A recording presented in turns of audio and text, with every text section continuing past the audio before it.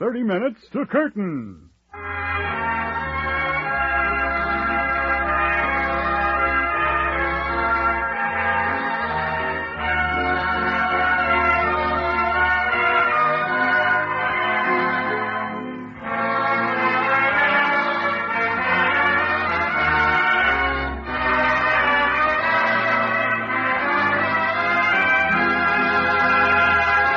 Yes, it's 30 Minutes to Curtain, bringing you a weekly half hour of radio entertainment. Each week at this time, we bring you mystery, comedy, adventure, romance, fantasy, and fun.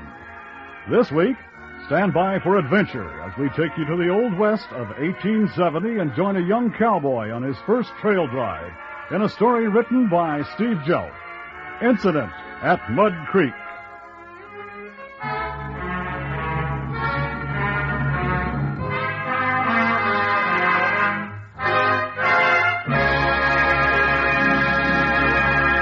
And now, here's the play.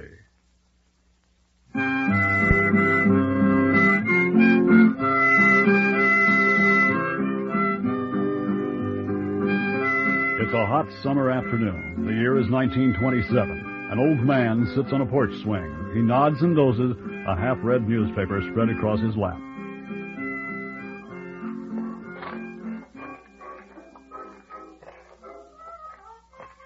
A young man walks along the quiet, elm-shaded street, turns into the yard, and stops at the porch step. Mr. Burns? Mr. Burns? What? Oh, hello there, young fella. You are Mr. Burns? Mr. James Burns? That's right. What can I do for you, son? Mr. Burns, my name's Harry Campbell. I'm a reporter for the Osage City Record. My editors assigned me to write a story on the 20th anniversary of Oklahoma statehood.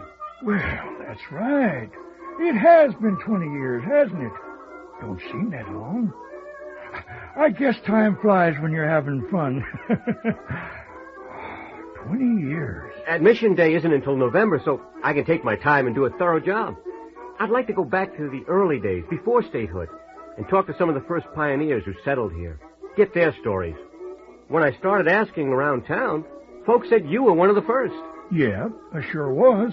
If you don't mind taking the time to talk to me, I'd like to hear some of your recollections. Well, now, I think I could fit you into my busy schedule. You better come on up here on the porch and sit, though. This could take quite a while. I'll have my granddaughter turn down that radio. Mary! Yes, Grandpa? Would you step out here for a minute?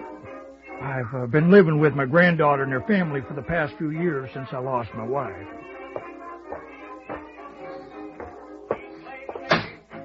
I thought I heard voices out here. Mary, this is Mr. Campbell. He's a reporter. Wants to interview this old pioneer for the newspaper. How do you do? Pleased to meet you. I've just made some lemonade, Grandpa. Can I get you some? Oh, thanks, darling. That hit the spot. You'll have some, too, won't you, Mr. Campbell? Yes, thanks.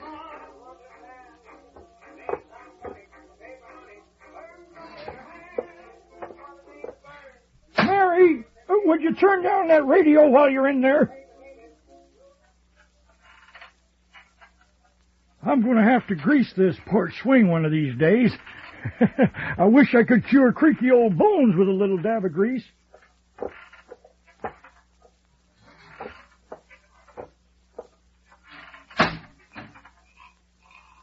Here we are. Thank you, dear. That's just what the doctor ordered. Mr. Campbell? Thanks. If you gentlemen will excuse me, I have peas to shell. Call me if you need anything, Grandpa. Thanks, darling. Well, now, I hope you're ready to have your ear bent, young man. Yes, sir. When did you first come to Oklahoma? Well, first time I came to Oklahoma, well, of course, it wasn't Oklahoma. It was Indian Territory then. Well, the first time I seen it was in 1870. But to start the story proper, I suppose I should go back a few years before that. I was born in Texas in 1853. My daddy was a farmer down there. When the war came, he went off to fight for Southern rights. Well, he didn't hold with slavery, but he was loyal to Texas, and he said it was his duty to fight for her. Well, anyway, he rode home often. I was proud as punch, of course. I just knew he'd whoop all them Yankees. Then, one day, my ma received a letter that wasn't in my daddy's handwriting. Jimmy, it's from Captain McDonald. Your father won't be coming home, son. Now you're the man of the house.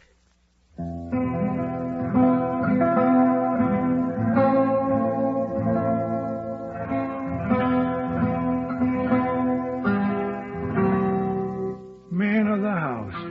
I was 12. I had to quit school, of course. A woman alone couldn't run a farm. A woman and a 12-year-old kid could barely make a go of it. Well, the war was over in April. In a few weeks, the men started coming home. Captain McDonald came by the place to pay his respects. Sarah, there was no better sergeant in my command than Ezra Burns. His death was a grievous personal loss to me, and writing that letter telling you of it was a bitterly painful duty. Thank you, Captain. I know that Ezra was proud to serve with you. If he was here, I'm sure he'd tell you so. In his letters, he often wrote of his admiration for you. You know that I stand ready to assist you and young Jim in any way I can. I would be a wretched knave indeed if I failed to help the wife and son of my old comrade.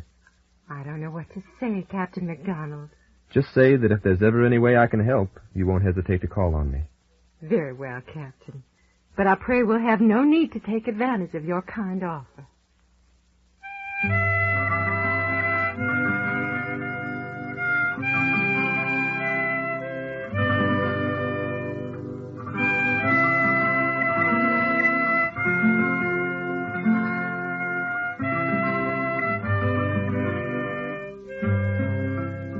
Well, we struggled along and managed to scratch out a living for a while there on the farm. Ma took in sewing and did laundry to bring in a little cash, and I raised a lot of our food. In fact, as time went by, I got to be a pretty fair farmer. Then, when I was almost 17, I came in from spring plowing one day. Ma, you in here? Ma, let me help you up. Here, sit on the edge of the bed. Are you all right? What happened? I don't know what it is. I was just sitting by the window sewing, and then I was on the floor. You're burning up. Here, lay down on the bed. I'll get some water. Here, now drink this. Thank you, son. Now, you just lay there and rest. I'm going to town and fetch the doctor.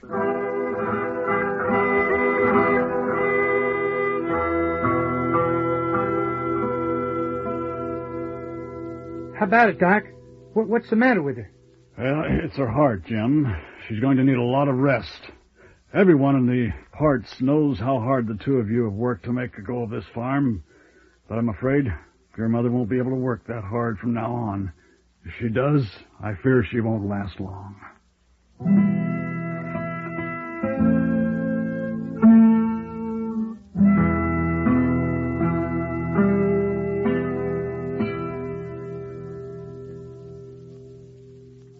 Captain McDonald, when you came home from the war, you told my ma to call on you if she never ever needed to help. Well, she can't come to ask you for help now, so I'm asking for her. I'll be proud to do whatever I can, Jim. Your mother's a fine woman, and she deserves the best. Captain McDonald was a man who kept his word. Well, he brought my ma and me to live on his ranch. Ma wanted to help out around the place, and she did some. But Captain McDonald and his wife made sure she didn't try to do too much. As for me, well, I was looking forward to a career of high adventure as a cowboy. But I had a few things to learn first. Captain McDonald took me out to the corral that first day. Miguel, Charlie, come on over here. I'll introduce you to two of my best hands. Good morning, boss. Good morning, boys. I'd like you to meet Jim Burns. Jim, this is Charlie Howard. Howdy. And this is Miguel Vega. Charlie, Miguel, I'm pleased to meet you. Jim's a farm boy, so I'd like you boys to make a ranch hand out of him. You bet. Don't worry, boss. We'll make him into a real vaquero. Come on, Jim. We'll show you around.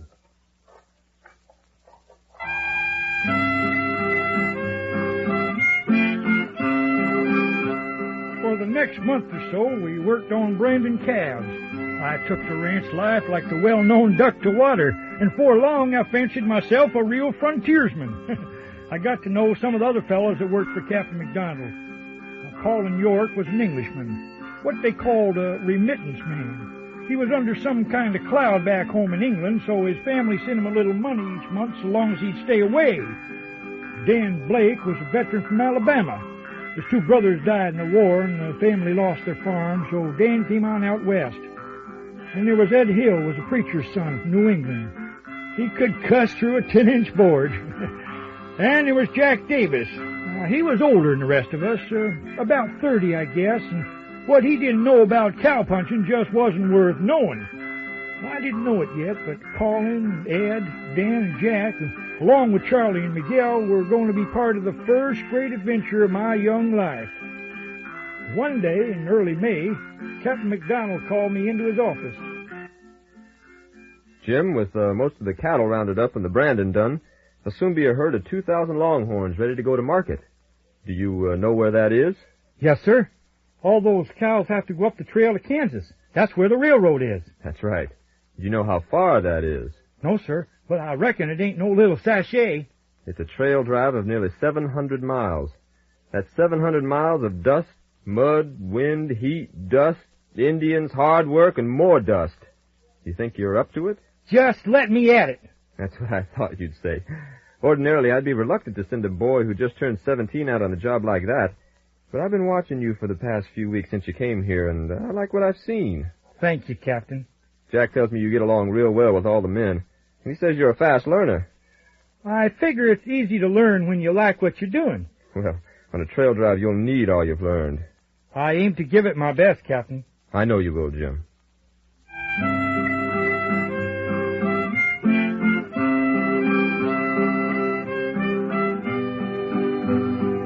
So I became the sixth cowpuncher on this particular drive. Miguel was our wrangler. I think he may have been part horse himself. Jack Davis was trail boss. And Gonzalez, why, he was the cook that led off with the chuck wagon each day. He'd go ahead of the herd and be ready for us to stop for dinner around noon. Of course, we always had to have men watching the herd, so we ate in shifts. I recall one day Charlie and I sat in the shade of the chuck wagon and dined on beans while we discussed the nature of cows.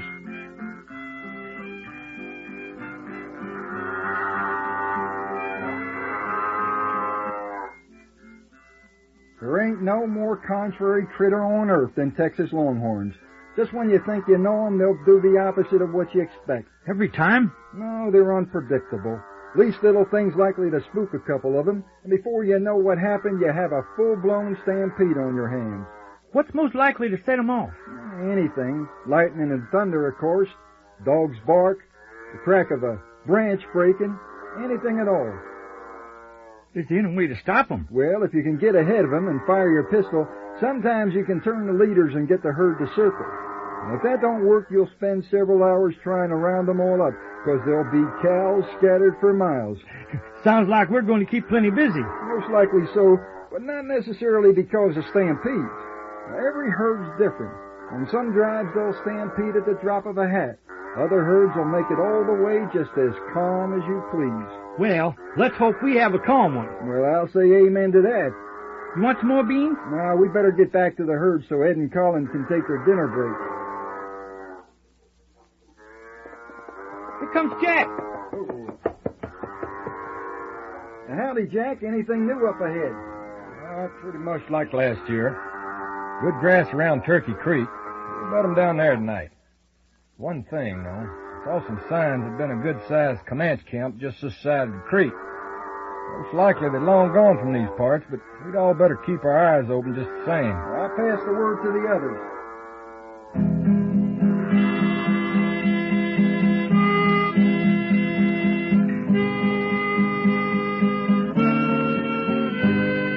Well, we didn't see hide nor feather of any Comanches, and things went along without too many problems all through Texas.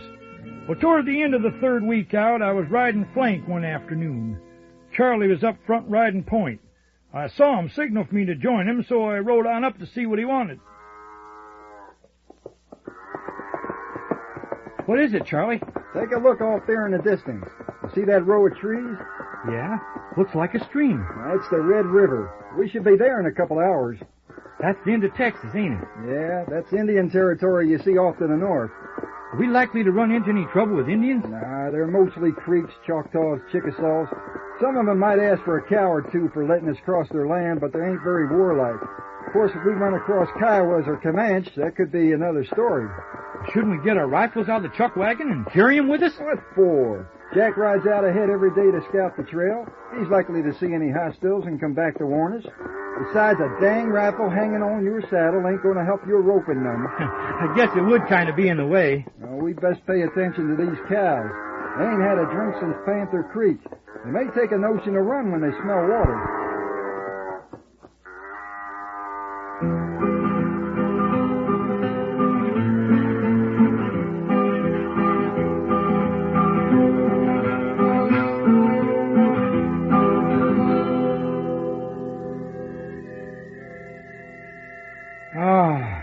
Ain't this the life? Compared to what? Compared to anything. Well, I don't reckon old Bulldog Grant sitting up there in the White House and puffing on expensive cigars could be any happier than I am right now. I guess we are kind of laying in the lap of luxury. Right, McGill? Was there local wheat in your frijoles tonight, amigo? No, really. Look what we've got. Now the beans and sourdough biscuits may not be very fancy victuals, but they're mighty tasty after a day in the saddle. Yeah, old Gonzales is a pretty good cook. We got a nice serenade with Ed playing a lullaby for the herd. The lightning bugs put on a show for us every evening. And look at that sky with the Milky Way and all those thousands of stars so bright. Well, they look like it could just reach right up and grab a handful. Well, I guess we really are better off than a lot of folks in this old world. Why, sure. Look at Colin. Comes from a rich family in England. And he says he'd stay over here even if they asked him to come home. How about you, Miguel? Is there anything you'd rather do? Well, a trail drive is a hard way to earn $100. But no, I think to be a cowboy is a good life for me. Is there anything you'd rather do, Charlie? Oh, I don't reckon so. This really is a good life as far as I'm concerned. But there is one thing I want to do that I ain't never done before. What is that? I'd like to learn to read and write. Well, Charlie, if you really want to learn, I'd be proud to teach you. You know how to read, Jim? I've been to school, almost finished the 5th grade, and I got some reading at home, too. My folks used to read from the Bible every evening. How about it, Charlie? Want to give it a try? You really mean you'll do it? Of course I will. After all, you're teaching me cowpunching. I don't reckon I'd be on this trail drive if it wasn't for you. When can we start? How about tomorrow, after supper, before it gets dark? I'll be ready. But I better get some shut-eye now. I got night guard at 10. Oh, I got third watch at midnight myself.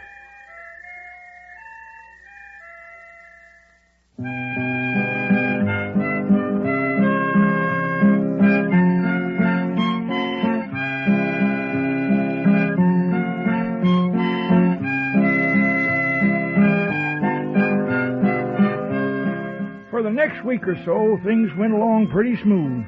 I'd begun my job of teaching Charlie to read, and one evening after supper we were holding class with a dime novel I brought along from home.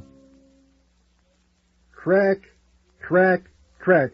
Unluckily for old Jack Farley, his aim was not equal to his courage. His aim was not equal to his courage. His shots were both bad misses. A shower of cold lead. A shower of cold lead came in answer. That's real good, Charlie. You're pretty smart for a cowboy. Well, I did already know the names of the letters before you started teaching me how they work.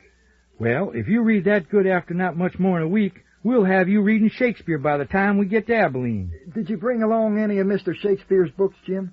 Bring one? Heck, I ain't never seen one. I did go to see a Shakespeare play in Austin once. Julius Caesar. It was a pretty good show.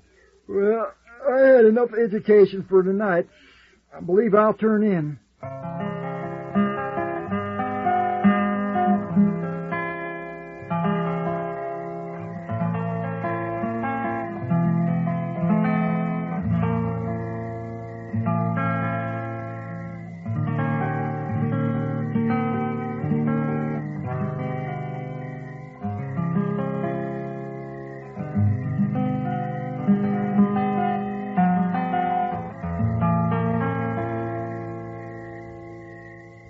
Charlie. Charlie. Yeah, I'm up. You can't find Jim. He's gone. What do you mean, gone? Didn't show up on night guard at 4.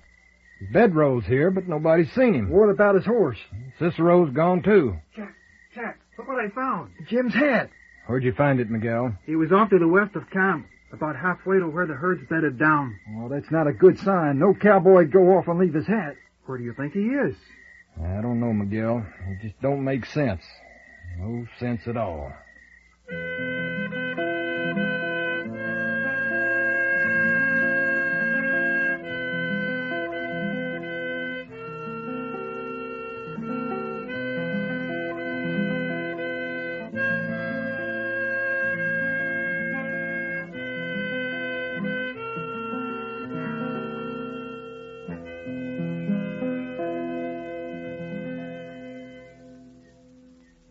Jack, we're fixing to have a visitor. Yeah, looks like a Comanche. What do you think he wants? Yeah, beef, more than likely. He has friends. Over there. I see 'em. Don't look like you're in a hurry, but go and tell others to keep still. If somebody gets trigger happy, we could all lose our hair. Howdy, cowman. Howdy. You know this is Indian territory. Well, we don't aim to settle here. We're just passing through. Cattle herds, cowboys, going through Indian land, scare off game. Not much luck hunting, huh? Women, babies, getting hungry. I reckon we can spare a couple of head to help you out. Could use more. Well, just how many you got in mind? Oh, 100, baby. 100? You can spare 'em. You got plenty. Maybe too many. You got plenty men for so many cattle? Well, I did until this morning. One of my men's gone. Maybe you've seen him? Indians good hunters. If you give us 100 cows, maybe we find 'em for you. Yeah, and if we don't, maybe we won't see him again. Is that right? Maybe. I need to talk to my men first. You wait right here.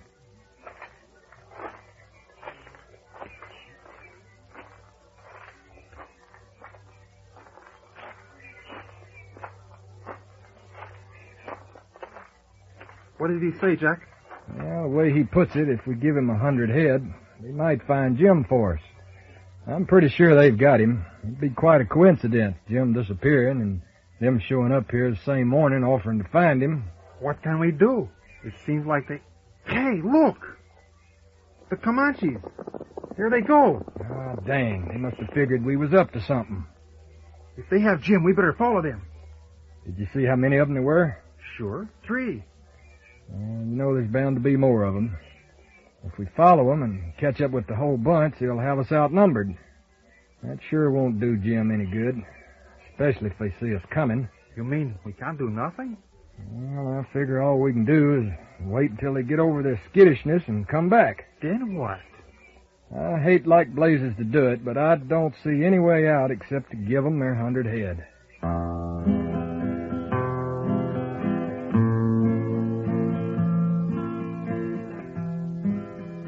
Jack was right, of course.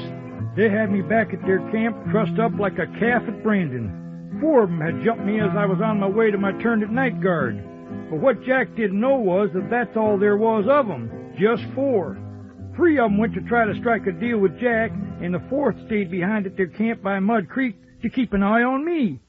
But when them 3 came back and joined their friend, they all had a palaver. Well, I didn't understand none of their lingo, so I didn't know what they was up to. All I knew was that they had me tied to a cottonwood, that it was hotter than blazes, and that mosquitoes the size of ducks were having a feast on my neck. And then I heard something sort of rustle in the grass behind me. Don't move or look around. Charlie! Shh! I'm cutting you loose. Stay right where you are. I'm going to work my way around to where the horses are tied. When I get to the horses, you be ready to move. I'll take Cicero and spook their ponies. Be ready to climb on behind me. Yeah, get me up there, yeah.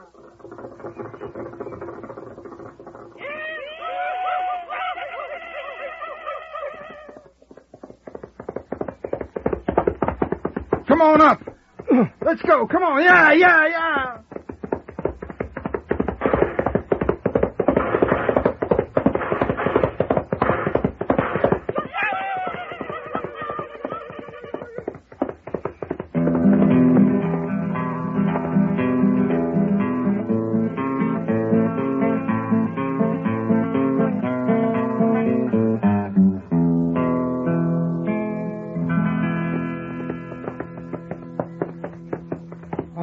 Charlie, if you ain't the one, you're about the prettiest sight this side of Abilene. You ought to see me after I had a bath. You really did take quite a chance, following them Comanches to their camp like that and getting me out of there. Well, I didn't have much choice in the matter. I had to do it. Why? I need you to teach me to read.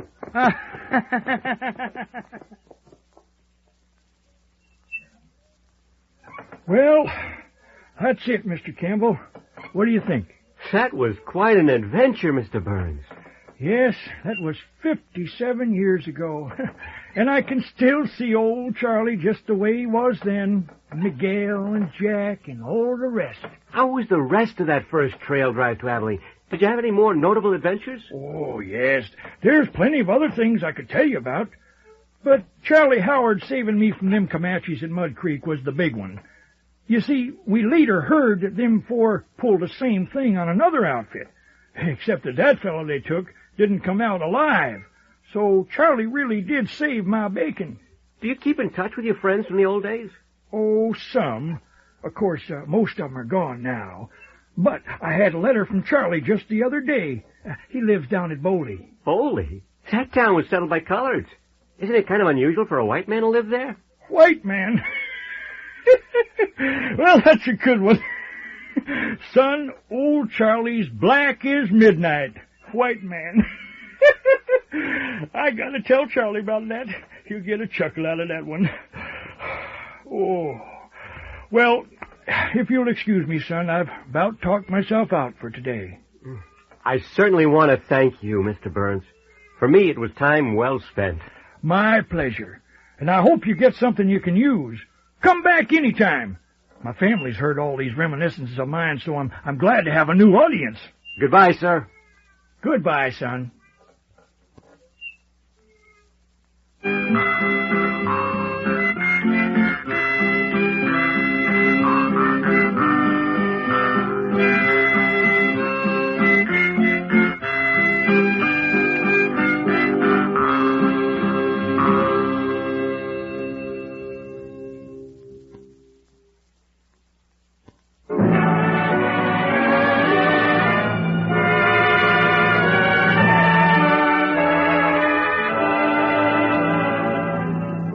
Incident at Mud Creek was written and produced by Steve Jelf and directed by Herbert T. Schmidt, Jr.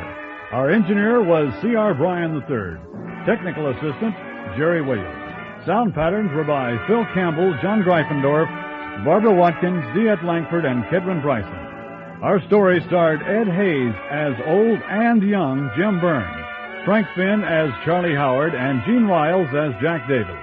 Also in the cast were Charles Girardi, Barbara Watkins, Ruth Marcus, Phil Campbell, Bob Lyons, Stan Rayburn, and A.Q. Farnes. This is your announcer, Bob Lyons, inviting you to join us again next week for The Man Says Yes with Bob Shannon, right here on 30 Minutes to Curtain.